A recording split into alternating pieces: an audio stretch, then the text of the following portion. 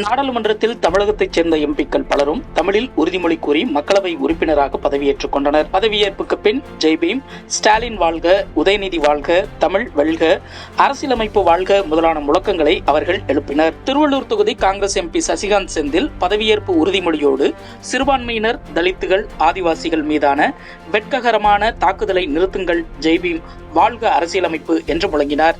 மத்திய சென்னை எம்பி தயாநிதி மாறன் பதவியேற்ற பின் வேண்டாம் நீட், பேன் நீட் என முழக்கமிட்டார்.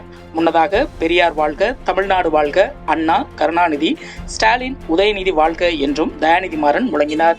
விடுதலை சிறுத்தைகள் கட்சித் தலைவர் தொல் திருமாவளவன் பதவியேற்ற பின் ஜனநாயகம் வாழ்க, அரசியலமைப்பு வாழ்க என்றார். இதேபோல் கனிமொழி எம்பி பதவியேற்ற பிறகு அரசியலமைப்பு வாழ்க என்று முழக்கமிட்டார். கிருஷ்ணகிரி தொகுதி எம்பி கோபிநாத் தெலுங்கு மொழியில் பதவியேற்றார். பின்னர் அவர் ஜெய் தமிழ்நாடு என முழங்கினார். TR பாலு, ஆர் ஆசா ஆகிய இருவரும் பதவியேற்ற பின்னர் எந்த முழக்கங்களையும் எழுப்பவில்லை. வரும் ஜனவரி 2026க்குள், அதாவது இன்னும் 18 மாதங்களுக்குள் பல்வேறு அரசு பணியிடங்களுக்காக தமிழ்நாடு அரசு பணியாளர் தேர்வாணையம் மூலமாக 17,595 பணியிடங்களும், ஆசிரியர் தேர்வு வாரியம் மூலமாக 19,260 ஆசிரியர் பணியிடங்களும், மருத்துவ பணியாளர் தேர்வு வாரியம் மூலமாக 3,041 பணியிடங்களும், தமிழ்நாடு சீருடை பணியாளர் தேர்வு வாரியம் மூலமாக 6,688 பணியிடங்களும் நிரப்பப்படும். அதாவது வரும் 2026ஆம் ஆண்டு ஜனவரி மாதத்துக்குள் மொத்தம் 46,584 பணியிடங்கள் நிரப்பப்படும் என்பதை தெரிவித்துக் கொள்கிறேன். இது தவிர சமூக நலத்துறை, நகராட்சி நிர்வாகம் மற்றும் குடிநீர் வழங்கல் துறை உள்ளிட்ட முக்கிய துறைகளில் காலியாக இருக்கக்கூடிய 30,219 பணியிடங்களும் நிரப்பப்படும். இவற்றை மொத்தமாக சேர்த்து பார்க்கையில் 75,000க்கும் மேற்பட்ட அரசு பணியிடங்கள் வரும் 2026ஆம் ஆண்டு ஜனவரி மாதத்துக்குள் நிரப்பப்படும் என்பதை தங்கள் வாயிலாக மகிழ்ச்சியுடன் தெரிவித்துக் கொள்கிறேன் என்று சட்டப்பேரவையில் முதல்வர் மு க ஸ்டாலின் அறிவித்துள்ளார். கள்ளக்குறிச்சி கள்ளச்சாராய மரண விவகாரம் தொடர்பாக தலைமைச் செயலர், காவல்துறை DGP ஆகியோர் அறிக்கை தாக்கல் செய்ய தேசிய மனித உரிமை ஆணையம் உத்தரவிட்டுள்ளது. இது தொடர்பாக ஆணையம் வெளியிட்ட செய்திக்குறிப்பில், கள்ளச்சாராயத்தை உற்பத்தி செய்தல், வாங்கி விற்றல் போன்றவற்றை கட்டுப்படுத்துவதற்கு மாநிலத்துக்கு அதிகாரம் இருக்கிறது. இந்த விவகாரம் குறித்து ஒரு வாரத்துக்குள் தமிழக அரசின் தலைமைச் செயலர், காவல்துறை DGP ஆகியோர் அறிக்கை தாக்கல் செய்ய நோட்டீஸ் அனுப்பப்பட்டுள்ளது. முதல் தகவல் அறிக்கை, பாதிக்கப்பட்டு மருத்துவமனையில் சிகிச்சை பெறுவோரின் விவரங்கள், உயிரிழந்தோரின் குடும்பத்தினருக்கு அரசு சார்பில் வழங்கப்பட்ட இழப்பீடு உள்ளிட்டவை அரசின் அறிக்கையில் இடம்பெற்றிருக்க வேண்டும். இச்சம்பவத்தை தடுக்க தவறிய அதிகாரிகள் மீது எடுக்கப்பட்ட நடவடிக்கைகள் குறித்தும் தெரிவிக்க வேண்டும் என்று அதில் கூறப்பட்டுள்ளது. இதனிடையே கள்ளக்குறிச்சி கள்ளச்சாராய மரணங்கள் தொடர்பான அறிக்கை தயாராக உள்ளதாக தமிழக அரசு தரப்பில் சென்னை உயர்நீதிமன்றத்தில் தகவல் தெரிவிக்கப்பட்டுள்ளது.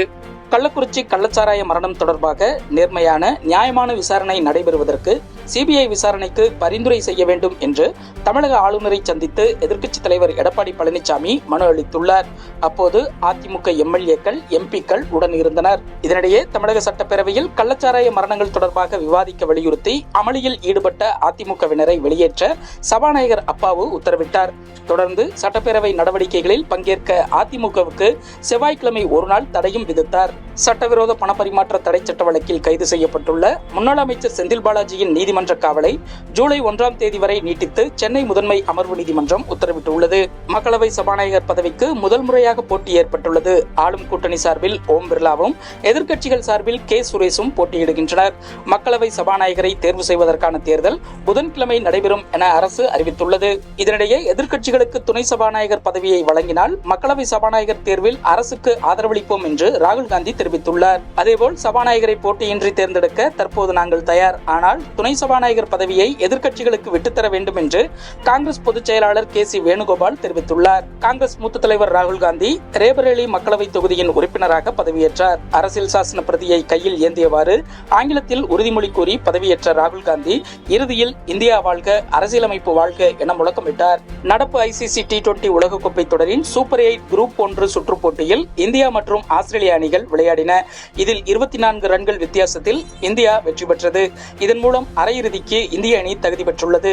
சூப்பர் 8 குரூப் 1 பிரிவின் கடைசி போட்டியில் ஆப்கானிஸ்தான் மற்றும் வங்கதேசம் அணிகள் விளையாடின. இந்த ஆட்டத்தில் ஆப்கன் வெற்றி பெற்றால் அரையிறுதிக்கு முன்னேறலாம். குறிப்பிட்ட ஓவர்களுக்குள் வங்கதேசம் இலக்கை எட்டினால் அரையிறுதிக்கு முன்னேறும் வாய்ப்பு இருந்தது.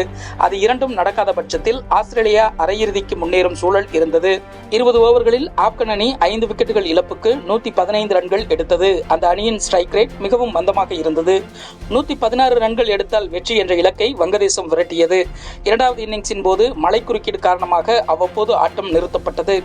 அதன் காரணமாக டக்வர்த் லூயிஸ் முறையில் 19 ஓவர்களாக ஆட்டம் மாற்றப்பட்டது. பல திருப்பங்களுக்கு மத்தியில் ஆப்கானிஸ்தான் 8 ரன்களில் வெற்றி பெற்று அரையிறுதிக்கு முன்னேறியது. இதன் மூலம் ஆப்கானிஸ்தான் அணி முதல் முறையாக T20 உலகக்கோப்பை தொடரின் அரையிறுதிச் சுற்றுக்கு தகுதி பெற்று வரலாறு படைத்தது. ஆஸ்திரேலிய அணி வெளியேற்றப்பட்டது. இந்த சாதனையை எண்ணி எங்கள் நாட்டு மக்கள் நிச்சயம் மகிழ்ச்சியில் இருப்பார்கள். ஒட்டுமொத்தமாக பார்த்தால் இந்த தொடரில் எங்கள் அணியின் செயல்பாடு அற்புதமாக இருந்தது. இது எங்களுக்கு பெரிய சாதனைதான் என்று ஆப்கன் அணி கேப்டன் ரஷீத் கான் பெருமிதம் பொங்க கூறினார். டெல்லி முதல்வர் அரவிந்த் கெஜ்ரிவாலுக்கு விசாரணை நீதிமன்றம் வழங்கிய ஜாமீனை தடை செய்து டெல்லி உயர்நீதிமன்றம் உத்தரவிட்டுள்ளது. ஜாமீன் உத்தரவை நிறுத்தி வைத்த டெல்லி உயர்நீதிமன்றத்தின் உத்தரவை எதிர்த்து அரவிந்த் கெஜ்ரிவால் தரப்பில் உச்சநீதிமன்றத்தில் தாக்கல் செய்யப்பட்ட மனு புதன்கிழமை விசாரணை நடைபெறவுள்ளது. விக்கிலீக்ஸ் நிறுவனர் ஜூலியன் அசாஞ்ச் பிரிட்டன் சிறையிலிருந்து விடுதலையானார். இது தொடர்பாக திங்கட்கிழமை இரவு வெளியிடப்பட்ட நீதிமன்ற ஆவணங்களின்படி தனது விடுதலைக்கு ஈடாக ராணுவ ரகசியங்களை வெளிப்படுத்தியதற்காக அமெரிக்க நீதிமன்றத்தில் குற்றத்தை ஒப்புக்கொள்ள அசாஞ்ச் ஒப்புக்கொண்டார். இதனையடுத்து சிறையிலிருந்து அவர் விடுதலையானார்.